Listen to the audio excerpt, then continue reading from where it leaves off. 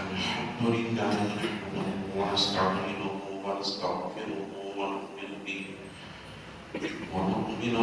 ونتوكل عليه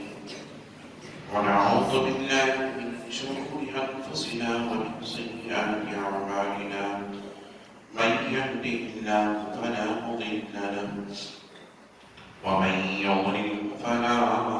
هادي له ونشهد أن لا إله إلا الله وحده لا شريك له ونشهد أن سيدنا ونبينا وحبيبنا وطبيب قلوبنا وشفيعنا وشفاء صدورنا وأعلانا وأولانا ومولانا ومرجعنا ومأوانا محمدا عبده ورسوله أرسله بالحق بشيرا ونذيرا وداعيا إلى الله بإذنه وسراجا منيرا فقد قال الله تبارك وتعالى في القرآن المجيد والفرقان الحميد فأعوذ بالله من الشيطان الرجيم بسم الله الرحمن الرحيم سبحان الذي أسرى بعبده ليلا من المسجد الحرام إلى المسجد الأقصى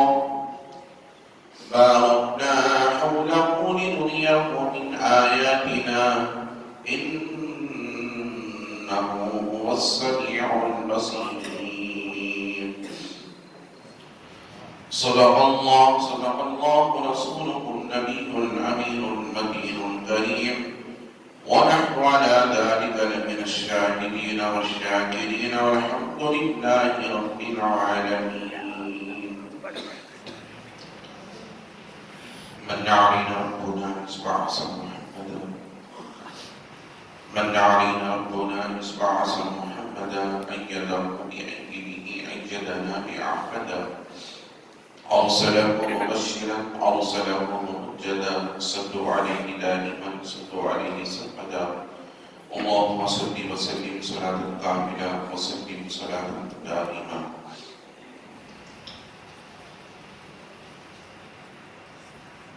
شب اسرا کے دولہا پہ دائم درود شب اسرا کے دولہا پہ دائم درود نوشہ بس پہ جنت پہ لاکھ سلام فلک پھر کیوں سجایا جا رہا ہے فلک پھر کیوں سجایا جا رہا ہے کوئی مہمان بلایا جا رہا ہے فلک پھر کیوں سجایا جا رہا ہے کوئی مہمان بلایا جا رہا ہے صفے باندھے کھڑے بولو ملائک صفے باندھے کھڑے بولو ملائک کوئی نغمہ سگایا جا رہا ہے کوئی نغمہ سگایا جا رہا ہے جبین حضرت جبریل پر کف پا ہے جبین حضرت جبریل پر کف پا ہے ابتدا کا یہ عالم تو انتہا کا ہے کوئی بلال سے پوچھے خبیب سے سمجھے کوئی بلال سے پوچھے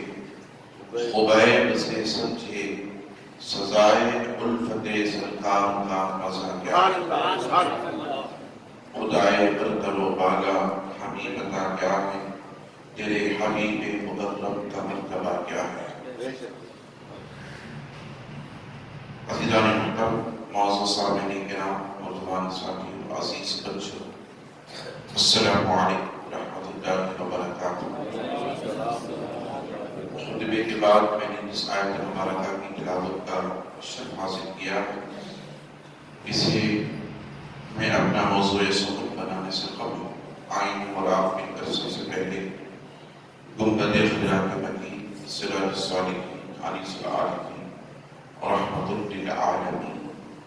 مکی کے سردار مدنی کے تاجدار دائی حلیمہ کے پیارے بے سہاروں کے سہارے، نبی محترم، رسول مکرم، نور مجسم، آفتاب رسالت، ماہتاب نبوت، کونین کی زینت اور بسار امت، صاحب جود و عطا، ہم غریبوں کے آقا و مولا حضور سید عالم احمد مجتبی جناب محمد رسول اللہ صلی اللہ تعالی علیہ وسلم کی مقدس ذات بابرکات کی بارگاہ میں عقیدت محبت محبت ہدیہ درود شریف کا نذرانہ پیش فرمائیں۔ پڑھیں اللہم صلی علی سیدنا نبینا کریمنا مولانا محمد علیہ وسلم، السلام علیکم یا رسول اللہ۔ نبی اور عالم دین کی بارگاہ میں ایک مرتبہ محمد انداز صلی اللہ علیہ وآلہ صلی اللہ علیہ وسلم، صلاۃ و سلام علیک یا نبی اللہ، رسول اور آل رسول کی بارگاہ میں ایک مرتبہ آواز بلند اللہم صلی علی سیدنا محمد عادل الجود والکرم وعلی آلہ الکرام واصحابہ الکرام اجمعین وبارک وسلم ابدا في خمسة في بها حضر الوباء الحاكمة المصطفى والمقتدى وابنهما والفاطمة فسهل يا إلهي كل صعب بحرمة سيد الأبرار سهل۔ اللہ تبارک و تعالی عز و جل کا یہ پائیں فضل و کرم ہے جس نے ہمیں اور آپ اس کے پیارے حبیب دانائے صلی اللہ علیہ وسلم کی امت میں پیدا فرمائے۔ لاکھوں کروڑوں درود و سلام اس کے آخری پیارے رسول علیہ السلام کی مقدس ذات بابرکات پر جن کی خاطر اللہ رب العزت نے تمام کائنات کا وجود بخشا۔ عزیزان محترم، یہ ماہ مقدسہ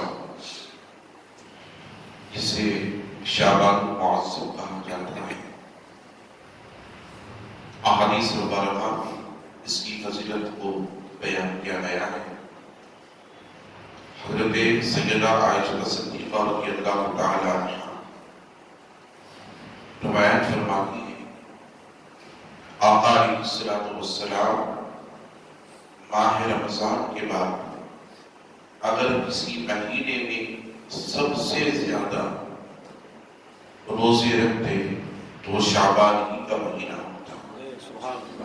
جس میں کثرت کے ساتھ اللہ کے نبی علیہ السلام روزے رکھا کرتے تھے۔ رمضان کے علاوہ جتنے روزے ہوتے وہ فرض نہیں ہوتے، وہ روزے نوافل روزے کہلاتے ہیں، اور ان کی نیت بھی نفلی کی نیت ہوتی ہے۔ مگر نفل ایک ایسی عبادت ہے جس کے تعلق سے اللہ رب العزت کی بارگاہ میں بندہ رزق پہ نہیں آتا۔ اگر نفلی عبادت نہ کرے، نفلی روزے نہ رکھے، نفلی نوافل کا اہتمام نہ کرے تو اس کے تعلق سے اللہ رب العزت کی بارگاہ میں بوجھ نہیں ہے۔ یہ زائد عبادت ہے، کہلاتی ہے شریعت مطہرہ کے اندر، مگر اس کی بڑی فضیلت ہے۔ انشاءاللہ تعالیٰ پھر کبھی کسی موقع پر میں آپ کے سامنے اس کے تعلق سے گفتگو کروں گا، نوافل عبادت کے تعلق سے، کہ بندہ نوافل عبادت کے ذریعے سے کیا حاصل کرتا ہے۔ مگر آج جسے میں نے اپنا موضوع سبق بنایا ہے، اسے ذکر کرنے سے قبل ایک حدیث مبارکہ اللہ کے پیارے حبیب علیہ السلام نے فرمایا، شعبان شہری و رمضان شہر اللہ۔ حضور نے فرمایا شعبان میرا مہینہ ہے اور رمضان اللہ کا مہینہ ہے۔ آپ اندازہ کریں اس مہینے کو حضور علیہ السلام نے اپنی طرف منسوب فرمایا۔ حضور نے فرمایا کہ یہ مہینہ میرا مہینہ ہے، شعبان شہری، شعبان میرا مہینہ ہے۔ کثرت سے اللہ کے نبی صلی اللہ علیہ وسلم اس ماہ میں عبادت کرتے ہیں، دعاؤں کا اہتمام فرماتے ہیں، ذکر اذکار کرتے ہیں، نوافل روزے رکھتے ہیں، حضرت سیدہ عائشہ صدیقہ رضی اللہ تعالیٰ عنہ نے پوچھا یا رسول اللہ صلی اللہ علیہ وسلم آپ اس ماہ میں اتنی کثرت سے روزے کیوں رکھتے ہیں اور جبکہ اللہ رب العزت کا حکم نہیں ہے کہ ان روزوں کو رکھا جائے مگر آپ رمضان کے روزے بھی رکھتے ہیں اور رمضان کے روزوں کے علاوہ اس مہینے میں کبھی آپ پہلے کے سارے ہفتے کے روزے رکھتے ہیں کبھی دوسرے ہفتے کو بھی مکمل کرتے ہیں کبھی تیسرے ہفتے کو بھی مکمل کرتے ہیں کبھی 10 دن کے کبھی 20 دن کے کبھی 15 دن کے کبھی 25 دن کے کبھی سارے مہینے کے روزے آپ رکھتے ہیں آقا کیا یہ مہینہ اتنی فضیلت والا ہے کہ اس میں آپ اتنی کثرت سے عبادت کرتے ہیں؟ تو آقا علیہ السلام نے فرمایا آیا عائشہ اس ماہ میں کثرت عبادت کیوں نہ کرو نوافل روزے کیوں نہ رکھو جس مہینے میں ایک عظیم الشان رات ہوتی ہے جسے 15 شعبان کہا جاتا ہے اس رات اللہ تعالیٰ اپنے بندوں کی اجل لکھتا ہے اپنے بندوں کی اجل لکھتا ہے کیوں نہ میں اس مہینے میں اس رات بھی عبادت میں رہوں اور دن پہ روزہ رکھوں جس رات مولا میری اجل لکھا کرتا ہے آپ اندازہ کریں اللہ کے نبی علیہ السلام خود محبوب دو عالم ہو کر معصوم ہو کر معصوم سوائے پیغمبروں کے اور سوائے انبیاء کے نہ صحابہ کو کہا جاتا ہے نہ اولیاء کو کہا جاتا ہے معصوم صرف پیغمبر ہوتے ہیں اب معصوم کسے کہتے ہیں فقہی اعتبار سے اگر دیکھا جائے معصوم اس بندے کو کہتے ہیں جس نے زندگی میں کبھی گناہ نہ کیا اور جس سے گناہ صادق نہ آتا اور جس سے جو گناہ کے قریب نہ جاتا فرشتے کبھی گناہ نہیں کرتے اسی لیے ان کو معصوم کہا جاتا ہے انبیاء گناہوں سے پاک ہوتے ہیں وہ خود پاک ہوتے ہیں اور دوسروں کو پاک کرنے کے لیے آتے ہیں انبیاء کی صفت ہوتی ہے وہ خود گناہوں سے کیا ہوتے ہیں بولے کیا ہوتے ہیں انبیاء گناہوں سے کیا ہوتے ہیں پاک ہوتے ہیں اور دوسروں کو کیا کرتے ہیں پاک کرنے کے لیے آتے ہیں دوسروں کو طہارت کی پاکی کی دعوت دینے کے لیے آتے ہیں وہ خود پاک ہوتے ہیں پہلے کہے اللہ کے نبی صلی اللہ علیہ وسلم معصوم ہونے کے باوجود بھی شعبان مبارک کے مہینے میں اتنی کثرت کریں عبادت کی کہ جس کے ذریعے سے صحابہ پوچھے حضور کو خود مفتیہ سیدہ عائشہ صدیقہ رضی اللہ تعالیٰ عنہ پوچھے یا رسول اللہ آپ اتنی کثرت عبادت کرتے ہیں تو آپ اندازہ کریں اور معصوم النبی ہو کر اللہ کے نبی صلی اللہ علیہ وسلم گناہوں سے پاک ہو کر خشیت الہی خوف خدا محبت خدا بندی کے اندر اللہ کے حبیب علیہ السلام اتنا ڈوب جاتے ہیں کہ اللہ کے حبیب فرماتے ہیں کہ میں کیوں نہ عبادت کروں اس رات مولا میری اجل لکھتا ہے اللہ تو ہمارا کیا حال ہو آپ اندازہ کریں اور رحمت عالم ہو کر جن کے صدقے سے اللہ کائنات کا وجود بخشا جن کے ذریعے سے میدان محشر اللہ رب العزت شفاعت کا دروازہ کھولے گا اور جن کے لیے سب سے پہلے شفاعت کا دروازہ کھلے گا تو میدان محشر میں وہ آپ کی ذات ہوگی اور آپ سے پہلے جنت میں کوئی داخل نہیں ہوگا اور آپ کی امت سے پہلے کسی پیغمبر کی امت جنت میں یہ شرف ہے اللہ کے حبیب کے ہم امتی ہونے کا. بروز محشر حضور سے پہلے کوئی جنت میں داخل نہیں ہوگا اور حضور کی امت سے پہلے کسی پیغمبر کی امت جنت میں داخل ہوگا. شرف اللہ رب العزت نے حضور کی امت ہونے کے صدقے سے عطا فرمایا. اس لیے حضور نے فرمایا شعبان شہری، شعبان میرا مہینہ ہے، اس میں جو رات آتی ہے اس میں ہمیں کثرت عبادت کرنی چاہیے. درود شریف پڑھیں اللہم صلی علی سیدنا محمد وعلی آل سیدنا محمد صلی اللہ علیہ وسلم والسلام علیہ رسول اللہ. جمعہ کا وقت اتنا تیزی سے گزر جاتا ہے، پتہ ہی نہیں چلتا کہ کیسے وقت گزر رہا ہے. پہلے گئے آج یہ مہینہ شعبان کا آج 30 تاریخ ہے، جمعہ مبارکہ میں شعبان المعظم کی ان قریب ہمارے اور آپ کے درمیان وہ رات تشریف لانے والی ہے جس رات ہمیں عبادت کرنی ہے اور جس کے دن ہمیں روزہ رکھنا ہے اللہ رب العزت کی قربت کے لیے اور اللہ رب العزت کی بارگاہ میں توبہ و استغفار کرتے ہوئے. مگر میں نے گزشتہ جمعہ قرآن مقدس کے 15ویں پارے کی پہلی آیت مبارکہ آقا علیہ السلام کے معراج کے تعلق سے میں نے آپ کی رات سے پہلی تھی اور تلاوت کی تھی سبحان الذی اسری بعبدہ لیلا من المسجد الحرام الی المسجد الاقصی بارکنا حولہ لنریہ من آیاتنا انہ هو السمیع البصیر. جس کا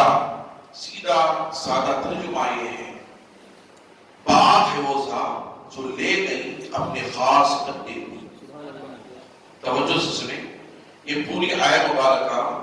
قرآن مجید کی آقا علیہ السلام کے معراج کا ذکر کر رہی ہے. پاک ہے وہ ذات جو لے گئی اپنے خاص بندے کو رات کے تھوڑے سے حصے میں مسجد حرام سے مسجد اقصی جس کے ارد گرد اللہ نے برکتوں کو رکھی ہیں تاکہ دکھائے رب اپنے محبوب کو اپنی مقدس نشانیاں اور بے شک وہی سننے والا اور دیکھنے والا ہے. یہ اس آیت مبارکہ کا ترجمہ ہے. اور یاد رکھ لیں آقا علیہ السلام کے معراج کے لیے حضور علیہ السلام کی جو معراج ہوئی وہ معراج 3 منزلوں سے گزر کر آئے. ایک پہلی جو ابتدا جو ہوئی معراج کی وہ مسجد حرام سے، یعنی مسجد حرام کسے کہتے ہیں؟ خانہ کعبہ مکہ المکرمہ جو عرب کی سرزمین پر جہاں خانہ کعبہ ہے اسے مسجد حرام کہتے ہیں. من المسجد الحرام الى المسجد الاقصی. رب نے کہاں سے لے گا معراج کی رات؟ مسجد حرام سے مسجد اقصی. یہ سیر فی الارض ہوئی، یہ زمین کی سیر ہوئی. اور ایک سیر ہے سیر فی السماوات، آسمانوں کی سیر. آقا علیہ السلام سدرۃ المنتہی، یہاں تک یہ جو مقام ہے حضرت جبرائیل علیہ السلام کا اسے سدرۃ المنتہی کہتے ہیں. اللہ کے نبی علیہ السلام مسجد اقصی سے لے کر جب وہاں سے نکلے معراج کی رات تو پہنچے کہاں؟ سدرۃ المنتہی. یہ 7ویں آسمان کے اوپر جہاں حضرت جبرائیل علیہ السلام کی آخری منزل ہے، انتہا ہے، جہاں سے جبرائیل آگے نہیں بڑھ سکتے، اس کے اوپر نہیں جا سکتے. یہ حضور علیہ السلام کی معراج کی رات دوسرا سفر سیر السماوات ہوا معراج کا. اور پھر وہاں سے آقا علیہ السلام تشریف لے گئے اللہ کے نبی علیہ السلام معراج کے تیسرے سفر پر. اور وہ تیسرا سفر کون سا ہے؟ وہ سفر ہے سدرۃ المنتہا کے بعد، سدرۃ المنتہا کے بعد لا مکان کی منزل، سبحان اللہ سبحان اللہ لا مکان کی منزل جہاں آقا علیہ السلام تشریف لے گئے۔ عزیزان محترم، اس معراج، ایک معراج حضور کا سفر عالم ناسوت سے ہوتا ہوا کہاں تک پہنچا؟ عالم ناسوت سے ہوتا ہوا پہنچا آسمانوں کی سیر کرتا ہوا سدرۃ المنتہا میں۔ پھر جب آقا علیہ السلام سدرۃ المنتہا سے بڑھے تو وہاں سے عالم جبروت شروع ہوا۔ عالم جبروت کہاں تک رہا؟ یہ عالم جبروت عرش معلیٰ تک رہا، سبحان اللہ جہاں عرش الہی ہے۔ پھر اس کے بعد آقا علیہ السلام آگے بڑھے تو عالم جبروت کو بھی پار کرتے ہوئے حضور سفر کرتے ہوئے عالم ہاہوت پہنچے، سبحان اللہ جہاں کوئی مکان نہیں ہے، جہاں کوئی مکان نہیں، جسے لا مکان کہتے ہیں۔ آقا علیہ السلام عالم ہاہوت پہنچے اور بعینہ اپنے ماتے کی آنکھوں سے، بعینہ اپنے ماتے کی آنکھوں سے آقا علیہ السلام نے رب کا دیدار کیا، رب کا دیدار کیا، اور رب کا دیدار کر کے، رب سے ملاقات کر کے پھر آقا علیہ السلام دنیا میں تشریف لائے۔ یہ تین سفر آقا علیہ السلام کے معراج کی رات ہوئے۔ اب سنیں، حضور علیہ السلام کے یہ جو تین معراج کے سفر ہیں، عالم ناسوت سے لے کر عالم جبروت تک، پھر عالم جبروت سے لے کر عالم ہاہوت تک، پھر وہاں کوئی منزل نہیں ہے، بے شک بے شک، وہاں کوئی مقام نہیں ہے جہاں سے حضور تشریف لائے۔ اب میں آپ سے عرض کرتا چلوں، جب حضور کو حضرت جبرائیل علیہ السلام ام ہانی کے گھر سے لے کر نکلے تو حضور نے غسل فرمایا۔ غسل فرمانے کے بعد 2 رکعت نفل نماز ادا فرمائی وقت الغرباء، پھر 2 رکعت نفل نماز ادا کرنے کے بعد آقا علیہ السلام کو حضرت جبرائیل علیہ السلام نے سینہ چاک کیا۔ کیا کیا؟ سینہ چاک کیا، یعنی سینے کو پھاڑا حضرت جبرائیل علیہ السلام نے آقا علیہ السلام نے۔ اب اسے عربی میں شق صدر کہتے ہیں۔ کیا کہتے ہیں؟ شق صدر، صدر کہتے ہیں سینے کو، شق کہتے ہیں چاک کرنے۔ ایک شق القمر ہوا، یہ کیا ہوا؟ شق القمر، عربی میں قمر کہتے ہیں چاک۔ سمجھا؟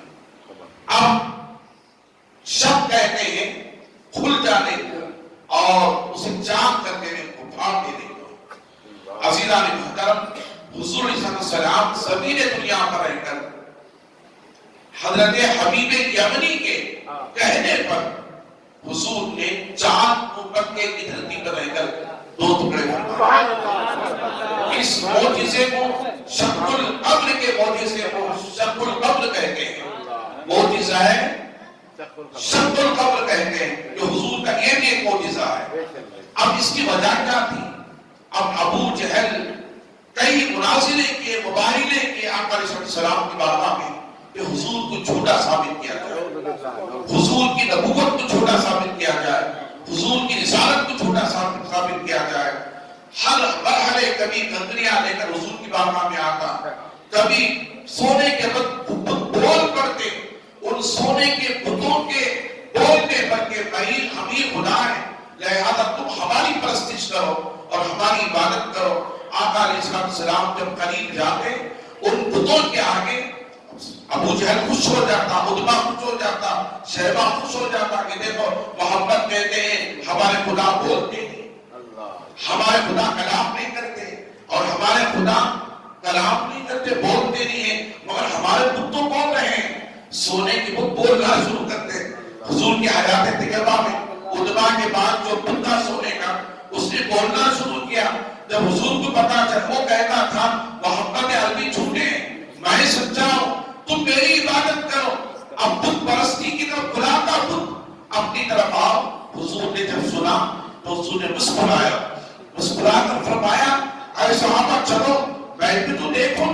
کیسے بولتا ہے، کیسے بولتا ہے. جب حضور کو اطلاع چلی، لوگ سارے کفار مکہ کو جب آیا، ابو جہل نے، عتبہ نے، شیبہ نے، آج محمد عربی کا دعویٰ جھوٹا ہو جائے گا کہ ہمارے خدا بولتے نہیں ہیں. عزیزان محترم، جب حضور علیہ السلام پہنچے، پہنچنے کے بعد اس بت کے قریب پہنچے تو بت جو کہتا تھا کہ میں خدا ہوں، میں معبود ہوں، میں الہ ہوں، تم میری عبادت کرو، محمد جو کہتے ہیں وہ جھوٹ ہے. جیسے حضور پہنچے تو وہ کہنے لگا ھذا محمد رسول اللہ. کہنے لگا ھذا محمد رسول اللہ، کہنے وہ یہی محمد صلی اللہ علیہ وسلم، یہی محمد رسول اللہ کے رسول ہے. اب عتبہ کو غصہ آیا، اس نے اپنے بت کو ڈھیرا زور سے دو ٹکڑے ہو گیا. اب یہ زمین پر یہ معاملات چل رہے تھے مکے کی دھرتی پر، حضور صلی اللہ علیہ وسلم کی تبلیغ کے موقع پر، اسلام کی اشاعت کے موقع پر، دین کو پھیلانے کے موقع پر. کبھی ابو جہل کتریا لے کر حضور کے پاس آ جاتا کہ آج انہیں ہم جھوٹا ثابت کریں گے، اور پوری جماعت کو لے کر آیا کفار و مشرکین کی حضور کی بارگاہ میں آیا. آنے کے بعد بد مٹھی کو کی طرف اشارہ کرتے ہوئے کہا اے محمد اگر آپ سچے نبی ہو، اے محمد اگر آپ سچے نبی ہو، میری بد مٹھی میں کیا ہے وہ بتاؤ. اب یہاں توجہ کریں، اس بات پر توجہ کریں. ابو جہل کافر تھا، مسلمان نہیں تھا. اسے بھی اس بات کا علم تھا نبی جو ہوتا ہے وہ چھپی ہوئی چیزوں کو بھی بتاتا ہے. نبی جو ہوتا ہے وہ چھپی ہوئی چیزوں کو بھی بتا دیتا ہے. یہ ابو جہل کا بھی عقیدہ تھا. نبی جو ہوتا ہے وہ جو چیز ہم نہیں دیکھتے وہ خود دیکھ لیتا ہے، وہ دیکھ لیتا. یہ عقیدہ ابو جہل کا تھا. تو گویا پتا یہ چلا نبی غیب کی خبریں دیتے ہیں، نبی غیب کی خبریں بتاتے ہیں. ابو جہل کا عقیدہ تھا. جب ابو جہل جان کر کے مٹھی بند کر کے حضور کی بارگاہ میں آیا اور آ کر کے یہ کہنے لگا اگر آپ سچے نبی ہو اے محمد تو بتاؤ میری بند مٹھی میں کیا ہے. میں پوچھنا چاہتا ہوں، کل کے کافر ابو جہل کا یہ عقیدہ تھا نبی پیغمبر جو ہوتا ہے، رسول جو ہوتا ہے، وہ چھپی ہوئی چیزوں کو بتا دیتا ہے، وہ غیب کی خبریں بتا دیتا ہے. کافر کا یہ عقیدہ تھا. تو آج مسلمانوں کو کیا ہو چکا ہے، مسلمانوں کو کیا ہو چکا ہے. عزیزان محترم، اسی لیے ہم کہتے ہیں ایسی مجلسوں میں بیٹھو جہاں ایمان چھلک کر کے سامنے آ جائے، ایمان چھلک کر کے سامنے آ جائے. ان مجلسوں میں نہ بیٹھو جہاں حضور کے علم غیب کا انکار کرتے ہیں. ان مجلسوں میں بیٹھو جہاں حضور کے تعلق سے میرے رب نے فرمایا وما ہوا علی الغیب بدلیل، میرا رسول وہ ہے جو غیب بتانے سے بخل نہیں فرماتا. یہ میرا رب فرما رہا ہے وما ہوا علی الغیب بدلیل، میرا رسول وہ ہے جو غیب کی خبریں بتانے سے بخل نہیں فرماتا. رب بھی کہہ رہا ہے میں میرے رسول کو جو علم عطا کیا ہوں، غیب عطا کیا ہوں، اس غیب کو میرا محبوب چھپاتا نہیں ہے، اسے ظاہر کرتا ہے. عزیزان محترم، اسی لیے امام شاہ محمد نے کیا فرمایا اور کوئی غیب کیا تم سے نہا ہو بھلا،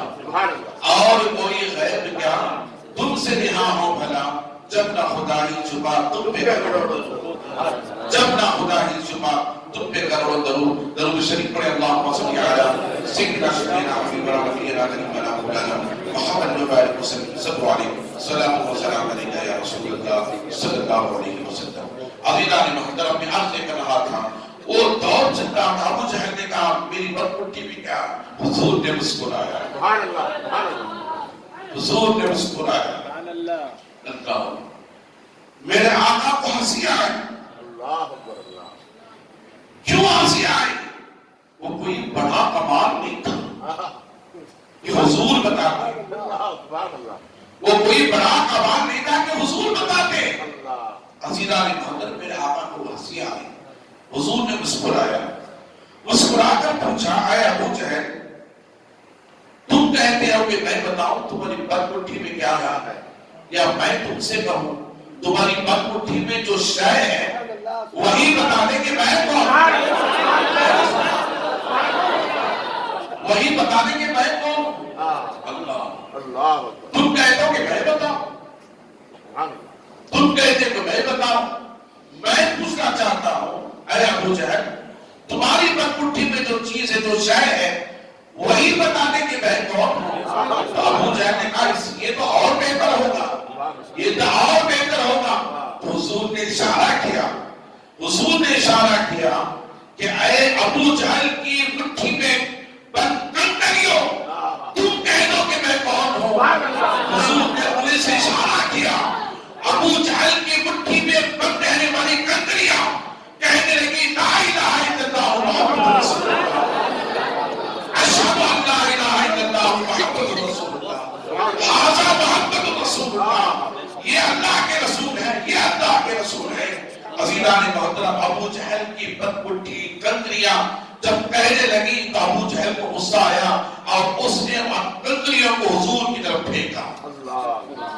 اب وہ کنکریاں حضور کے قدموں میں آ کر پڑ گئی بولے وہ کنکریاں حضور کے قدموں میں آ کر پڑ گئی میں آپ سے پوچھنا چاہتا ہوں اور تھے ابو جہل کے ہاتھ میں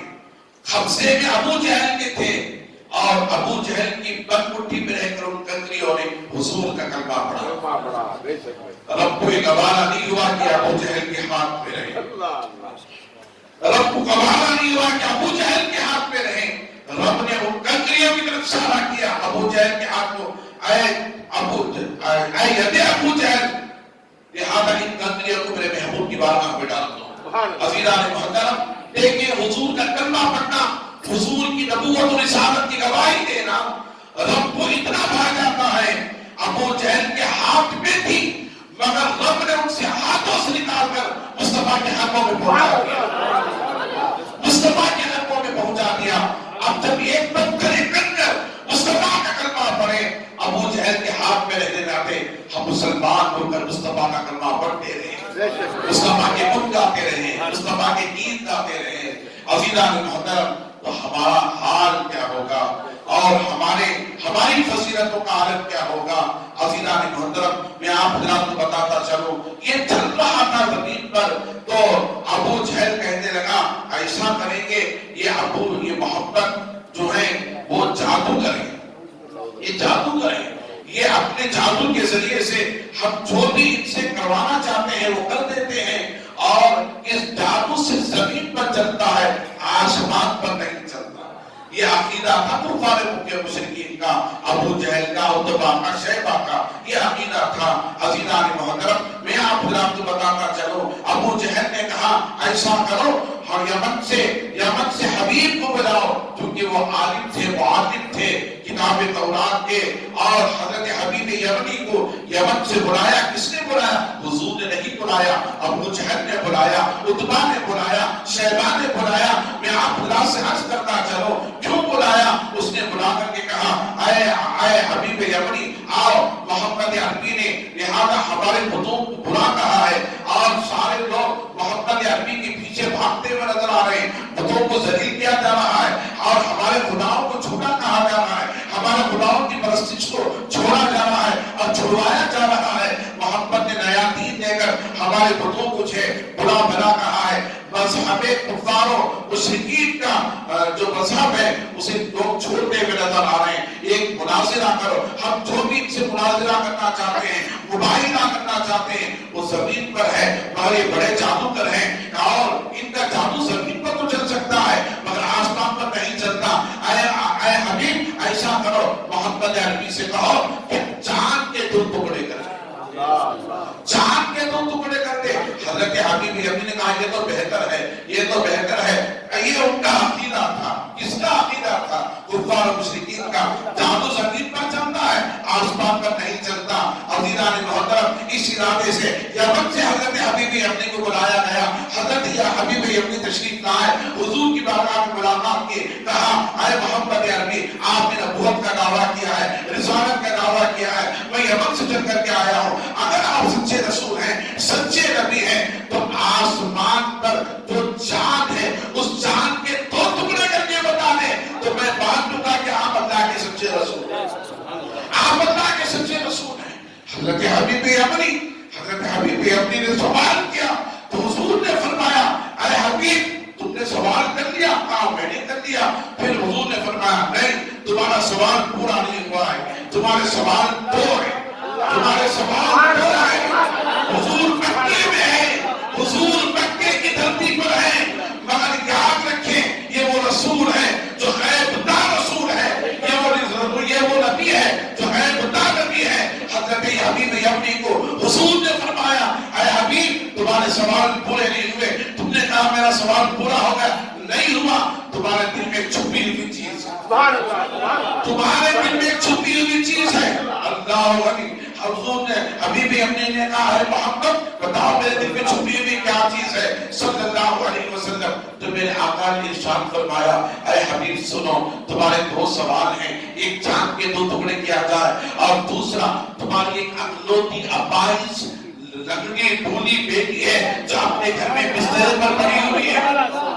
بسترے پر پڑی ہوئی ہے۔ تمہارا خیال یہ ہے اگر میں سچا رسول ہوں تو میں اسے شفا بخش دوں، وہ تندرست ہو جائے اور وہ کلام کرنے لگے، وہ اٹھنے لگے، وہ بولنے لگے۔ اللہ غنی اتنا سننا تھا، حبیب یمنی کے پیروں سے زمین کھسک گئی اور حضور نے فرمایا اے حبیب سن، میں تیرا پہلا سوال چاند کے دو ٹکڑے کرو، تو حضور نے چاند کی طرف انگلی کیا۔ سنے حدیث پاک میں آتا ہے، میرے امام بخاری فرماتے ہیں، امام ترمذی فرماتے ہیں، امام مسلم فرماتے ہیں، سنتا کے حدیث میں آتا ہے اللہ کے حبیب نے اپنی سے اشارہ کیا، چاند ادھر تھا ادھر آ گیا، مصطفیٰ کی طرف آ گیا، پہاڑ کے پیچھے چاند تھا ادھر آ گیا، پھر حضور نے ادھر اشارہ کیا تو ادھر گھومنے لگا، ادھر اشارہ کیا تو ادھر گھومنے لگا۔ عزیزان محترم میں آپ سے پوچھنا چاہتا ہوں، ابھی حضور نے چاند کے دو ٹکڑے نہیں فرمائے، حضور چاند کو آسمان میں گرا رہے، حضور چاند کو آسمان میں گرا رہا، چاند کھیل نہیں رہا، خدا کی عزت کے قسم مصطفیٰ کے چہرے سے کے رخسار کو دیکھ کر مچل رہا۔ نعرہ تکبیر، نعرہ رسالت۔ حضور حضور کے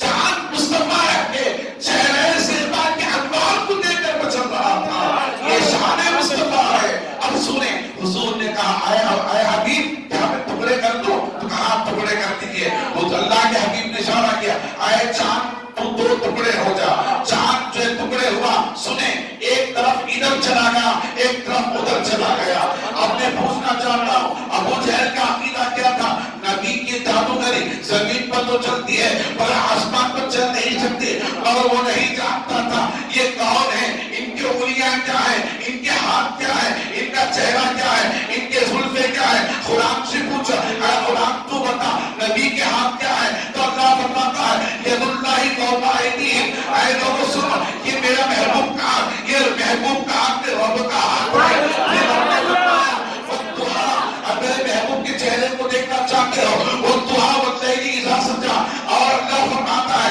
میرے محبوب کا چہرہ وہ ہے جو میرا محبوب چاند سے زیادہ خوبصورت ہے، چاند کی چاندی میرے محبوب کے چہرے سے بات گم ہو جاتی ہے۔ عزیزان محترم جسے حضرت حسن ابن ثابت نے فرمایا الصبح بدا من طلعتی واللیل نجا من غفراتی، یہ حضرت حسن ابن ثابت نے فرمایا یا رسول اللہ آپ کا چہرہ وہ ہے جس کے چہرے کے نور کی کرنوں کو لے کر صبح طلوع ہوتی ہے، واللیل نجا من غفراتی، اور آپ کی کالی زلفیں ہیں یہ وہ زلفیں ہیں آقا جس کالی زلفوں کی سیاہی کو لے کر رات کالی ہوتی ہے، رات کالی ہوتی ہے۔ یہ خدا سے پوچھو مولا حضور کی زلفیں کیا ہے؟ میرا رب فرماتا ہے میرے محبوب کی زلفیں ما زاغ البصر، اور میرے محبوب کی آنکھیں ما زاغ البصر وما طغى، ما زاغ البصر وما طغى۔ اللہ نے آپ حتیٰ سوچ نہیں سکتے مصطفیٰ نے رحمت کی آنکھیں کیا ہے۔ میرا رب فرماتا ہے میرا محبوب جب میری بارگاہ میں معراج کی رات تشریف لایا ما زاغ البصر وما طغى، میرا محبوب مجھے دیکھتا رہا، میرے محبوب کی آنکھ نہیں چمکی، میرے محبوب کی آنکھ نہیں چمکی، ما زاغ البصر وما طغى۔ اللہ میرے محبوب مجھے دیکھتا رہا مگر میرے محبوب کی آنکھ چھپکی نہیں۔ آپ اندازہ کریں یہ حضور کے آنکھوں کا عالم ہے۔ میں آپ حضرات کو عرض کرتا چلو. حبیبی اپنی نے کہا ایک تو معجزہ ہو گیا, پھر یہ مکہ چھوڑ کر مدینہ دوڑے, کلمہ پڑھ کر مسلمان ہو گئے. حضور کی بارگاہ میں یا رسول اللہ مجھے کلمہ پڑھا دے, مسلمان بنا دے. پھر حبیبی اپنی بیٹی کو دیکھ حضور نے فرمایا اے حبیب جا یمن جا, اپنی بیٹی کو دے. تیری بیٹی آج کس حال میں ہے. اللہ علیہ حبیبی اپنی کلمہ پڑھ کر مکہ چھوڑا, یمن تشریف لے گئے, دوڑتے ہوئے پہنچے, تیز رفتار کے ساتھ سواری میں پہنچے, یمن پہنچے اور اپنے گھر پہنچے. جیسے گھر پہنچے بیٹی پہچان گئی, آنے والا کوئی اور نہیں, میرا باپ آیا ہے.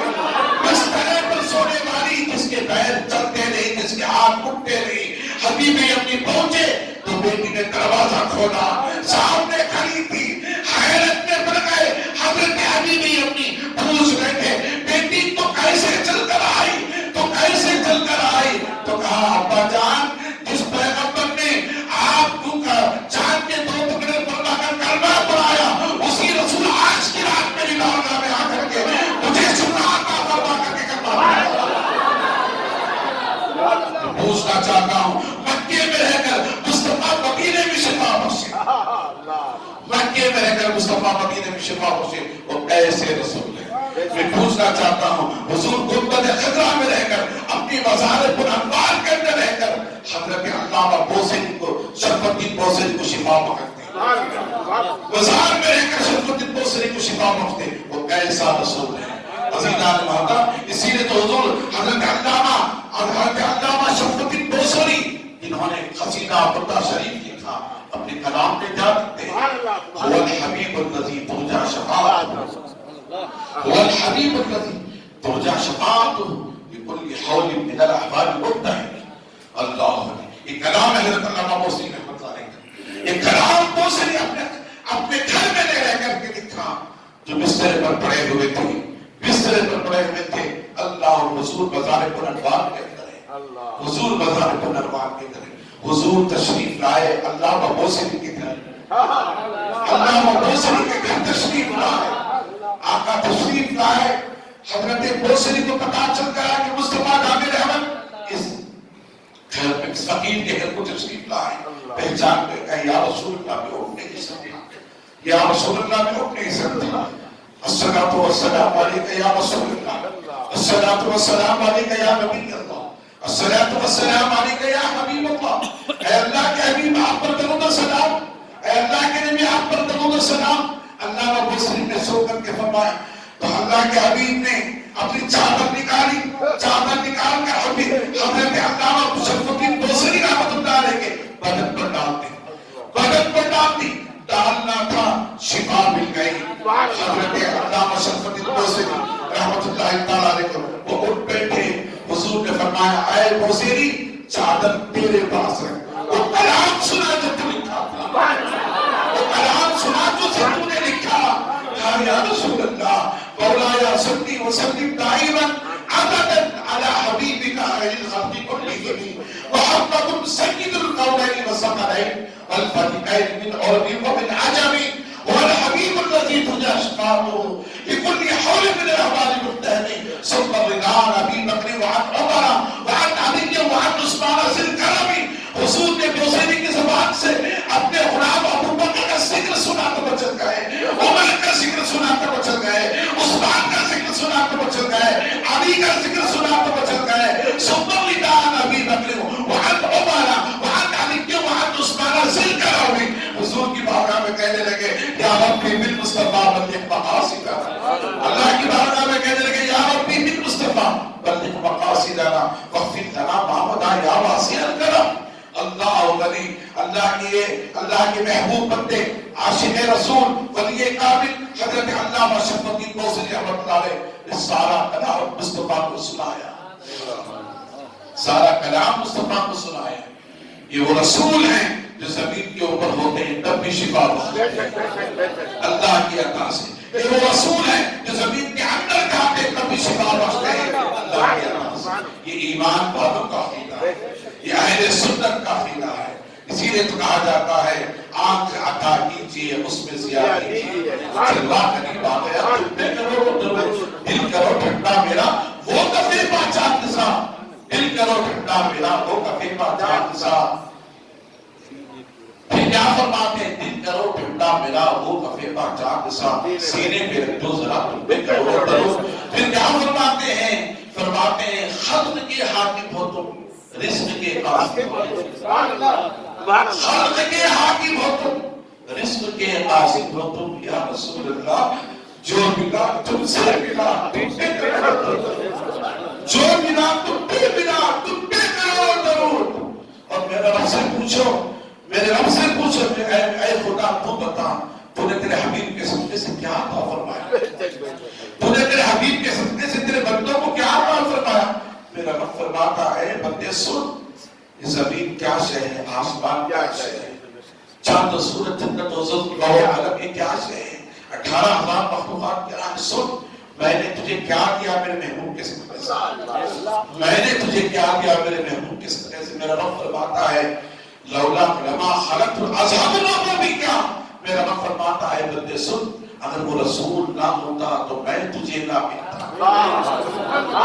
کہتے سبحان اللہ ہاتھ اٹھا کر کہتے سبحان اللہ بچل کر کہتے سبحان اللہ